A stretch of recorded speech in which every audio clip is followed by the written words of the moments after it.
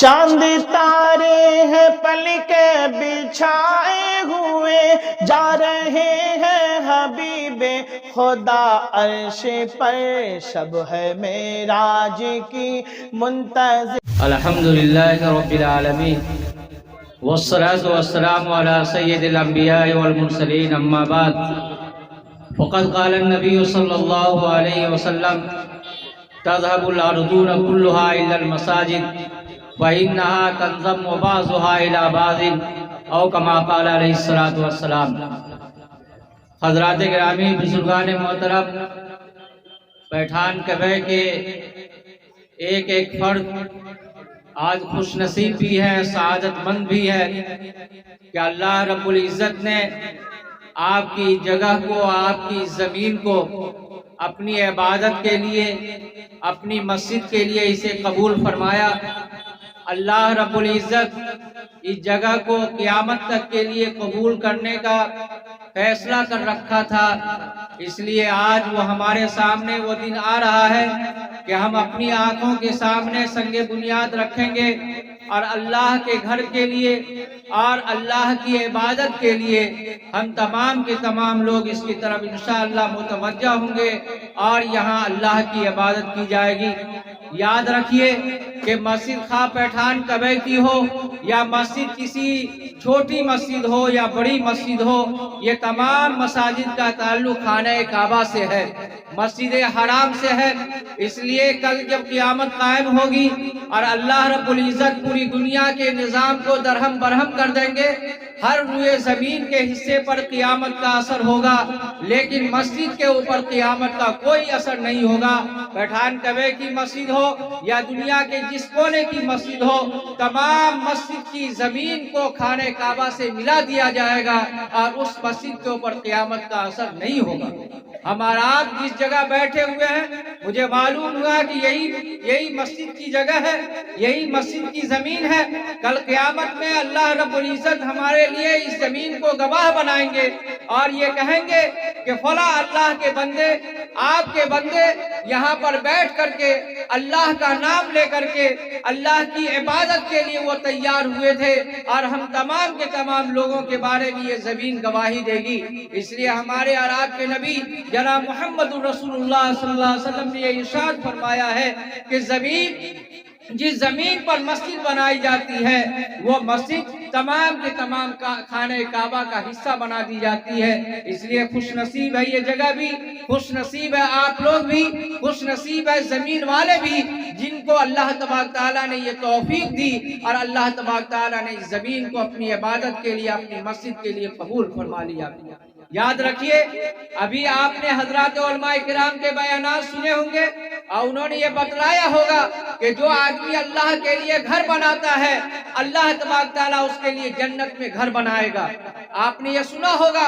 لیکن بڑے جو مالدار قسم کے لوگ ہیں وہ تو سوچتے ہوں گے کہ ہم اللہ کا گھر بنا لیں گے اور اللہ کے گھر کو آباد کر لیں گے۔ یاد رکھیے کہ اللہ کا گھر، ایک حدیث شریف میں یہ بتلایا گیا، اگر کوئی آدمی قطع نامی پرندے کے برابر، اس کے گھونسلے کے برابر بھی اللہ کا گھر بناتا ہے تو کل قیامت میں اللہ رب العزت اس کے بدلے میں جنت میں گھر بنائے گا۔ اس لیے بھائیوں، اپنے دلی جذبہ، اپنے اخلاص کے ساتھ جو بھائی قربانی پیش کر رہے ہیں وہ قابل قدر بھی ہے۔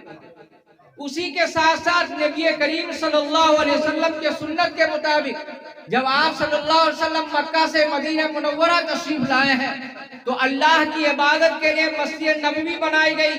اور مسجد نبوی کے بغل میں اصحاب صفہ یعنی مدرسہ اور مکتب کا قیام عمل میں آیا، تاکہ ایک طرف عبادت بھی ہو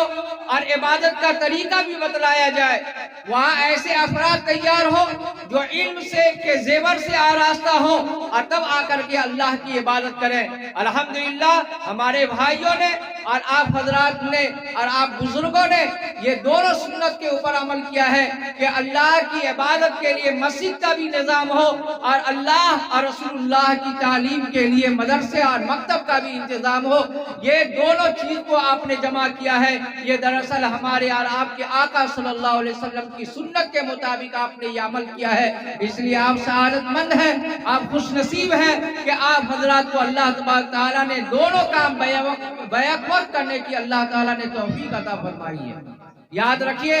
علامہ اقبال رحمۃ اللہ علیہ نے فرمایا تھا کہ قوت و فکر و عمل پہلے فنا ہوتی ہے، پھر کسی قوم کی شوکت میں زوال آتا ہے۔ اگر ہم یہ چاہتے ہیں کہ ہمارے اوپر کوئی زوال نہیں آئے، ہماری امت اور ملت کا کام آگے بڑھتا رہے، تو ہم تمام لوگوں کو فکری اعتبار سے دو کام کرنا چاہیے۔ پہلا کام تو یہ کرنا چاہیے کہ آپسی اختلاف و انتشار کو بھلا کر کے ایک اللہ کے لیے کلمہ طیبہ کے پڑھنے والے ایک ہو جائیں، نیک ہو جائیں، اور کلمہ طیبہ کے پلیٹ فارم سے ہم تمام لوگوں کے درمیان اتحاد و اتفاق پیدا ہو جائے۔ دوسرا فکری اعتبار سے ہمیں یہ کام کرنا ہے کہ تعلیم ہر گھر میں پہنچے، تعلیم کا نظام ہر در میں پہنچے، اس بات کی ہمیں فکر کرنی ہے۔ ہمارا بچہ، ہمارے سماج کا کوئی فرد اگر جاہل رہ جائے تو اس سے پورا سماج پڑھا لکھا نہیں ہو جاتا، اس سے پوری بستی پڑھی لکھی نہیں ہو جاتی۔ ضرورت اس بات کی ہے کہ ہم اپنی بھی فکر کریں، اپنے سماج کے ایک ایک گھر اور ایک ایک فرد کی فکر کریں گے، تب انشاءاللہ ہماری کامیابی مقدر ہوگی۔ اس لیے آپ نے یہ فکری اعتبار سے اگر یہ دو کام کر لیں تو انشاءاللہ اللہ تبارک تعالیٰ اس دور کا بہت بڑا کام انجام پا جائے گا کہ ہم ایک ہو جائیں، آپس میں اتحاد و اتفاق کے ساتھ رہیں، اور دوسرا کام یہ کہ تعلیم کے چراغ کو ہر گھر میں روشن کرنے کی کوشش کریں۔ جو اسکول کا نظام چل رہا ہے، جو مکتب کا نظام چل رہا ہے، جو مدرسہ کا نظام چل رہا ہے، اس کو مضبوط کریں، اس کو مستحکم کریں، اور ہر گھر کے اندر جو ہے تعلیم کا چراغ اور جو پڑھنے لکھنے کا چراغ جل جائے۔ یہ اس بات کی اگر کوشش کی گئی کہ یہ وقت کی اہم ضرورت ہے۔ ہمارے بزرگ یہاں بیٹھے ہوئے ہیں، یاد رکھیے جس طریقے سے ہمارا جسم بیمار ہوتا ہے اسی طریقے سے ہماری روح بھی بیمار ہوتی ہے، ہمارا نفس بڑا موٹا ہو جاتا ہے، ہمارا دل بھی بیمار ہوتا ہے۔ دل کی بیماری، روحانی بیماریوں کا علاج کسی ہاسپٹل میں نہیں ہے، کسی دربھنگہ کے بڑے سے بڑے ہاسپٹل میں نہیں ہے، بلکہ اگر روحانی بیماری ہمارے اندر پیدا ہو جائے تو اس روحانی بیماری کے علاج کے لیے اللہ والوں کی صحبت۔ آپ نے فیضان اولیاء کانفرنس منعقد کرا کر کے یہ لوگوں کو یہ پیغام دیا ہے کہ اگر ہمارے اندر حسد کی بیماری ہے، جلن کی بیماری ہے، غیبت کی بیماری ہے، چغل خوری کی بیماری ہے، ایک دوسرے پر جلنے کی بیماری ہے، ایک دوسرے کو پیچھے کرنے کی بیماری ہے، یہ تمام بیماریاں اگر دور ہو سکتی ہے تو اللہ والوں کی جوتیوں کے طفیل ہو سکتی ہے۔ بڑے خوش نصیب ہیں آپ لوگ کہ ہمارے درمیان اللہ والے موجود ہیں۔ ہمارے درمیان شیخ طریقت حضرت مولانا محمود الحسن صاحب گرونوی نقشبندی دعوت برکاتہ عالیہ موجود ہے۔ اگر ہم یہ چاہتے ہیں کہ اپنی روحانی بیماری کا علاج اگر اچھے انداز سے کریں اور اپنی روحانی بیماری کا علاج اگر کرانا چاہتے ہیں تو ہمارے لیے ہمارے ڈاکٹر، ہمارے روحانی معالج موجود ہیں۔ ان کے دربار میں جائیے، ان سے وقت لیجئے اور وقت لے کر کے یہ کوشش کیجئے کہ ہمارے اندر یہ خرابی ہے، خرابی کیسے دور ہوگی۔ جس طریقے سے ڈاکٹر دوا کی تشخیص کرتا ہے اسی طریقے سے یہ اللہ والے لوگوں کے دلوں کی علاج کے لیے تشخیص کرتے ہیں۔ ضرورت اس بات کی ہے کہ ہم اپنے آپ کو بیمار سمجھیں۔ یاد رکھیے کہ اگر ہمارا دل ٹھیک ہوگا تو پورا کا پورا بدن کا نظام ٹھیک ہوگا، اور اگر دل بگڑے گا تو پورا کا پورا نظام بگڑ جائے گا۔ اسی کے بارے میں ہمارے اور آپ کے نبی جناب محمد رسول اللہ صلی اللہ علیہ وسلم نے ارشاد فرمایا، الا ان فی الجسد لمضغۃ اذا صلحت صلح الجسد کلہ واذا فسدت فسد الجسد کلہ الا وہی القلب۔ اے لوگوں سن لو کہ جسم کے اندر گوشت کا ایک لوتھڑا ہے، جب وہ گوشت کا لوتھڑا وہ حصہ اگر ٹھیک رہتا ہے تو پورا کا پورا نظام ٹھیک ہوتا ہے، اور اگر وہ بگڑ جاتا ہے تو پورا کا پورا نظام بگڑ جاتا ہے۔ ضرورت اس بات کی ہے کہ اپنے دل کی صفائی، اپنے دل کے تزکیہ اور اپنے دل سے قذورت دور کرنے کے لیے ہم کو اللہ والوں کی جوتیوں کو سیدھی کرنی پڑے گی، اللہ والوں کی صحبت میں جانا پڑے گا۔ یہی فیضان اولیاء کانفرنس سے یہ پیغام دیا جا جا رہا ہے کہ اگر ہم یہ چاہتے ہیں کہ اللہ کی محبت ہمارے دل میں ہو، رسول اللہ صلی اللہ علیہ وسلم سے عشق ہو، تو اللہ تبارک تعالیٰ یہ اعلان فرماتے ہیں یا ایھا الذین آمنوا اتقوا اللہ وکونوا مع الصادقین، کہ اے ایمان والو اللہ سے ڈرو اور سچوں کے ساتھ رہو، اچھوں کے ساتھ رہو۔ صحبت صالح ترا صالح کند و صحبت طالح ترا طالح کند، نیک لوگوں کی صحبت آدمی کو نیک بنا دیا کرتی ہے اور برے لوگوں کی صحبت آدمی کو برا بنا دیا کرتی ہے۔ اس لیے اگر ہم یہ چاہتے ہیں کہ ہمارے اندر نیکی آئے، ہمارے اندر اچھائی آئے، ہمارے اندر اچھی صحبت ہے، اچھا فائدہ ہم اٹھائیں، تو ایسے موقع پر ہمیں علماء کی قدر کرنی چاہیے، ائمہ سے تعلق جوڑنا چاہیے، اپنے بزرگان دین سے تعلق کو مضبوط رکھنا چاہیے۔ اگر ہم ایسا کریں گے تو انشاءاللہ ہماری دنیا بھی کامیاب ہوگی اور ہماری آخرت بھی کامیاب ہوگی۔ یہ دل کے اندر بھی زنگ لگتا ہے، جس طریقے سے لوہے کے اندر زنگ لگتا ہے اسی طریقے سے دل کے اندر بھی زنگ لگتا ہے، دل کے اندر بھی قدورت بیٹھ جاتی ہے۔ اور وہ قدورت کیسے دور ہوتی ہے؟ قرآن پاک کی تلاوت سے، موت کے یاد کرنے سے اور اللہ والوں کی صحبت سے۔ اگر ہم یہ چاہتے ہیں کہ ہمارے دل سے ہماری گندگی دور ہو جائے، قدورت دور ہو جائے، تو ایسے موقع پر ہم کو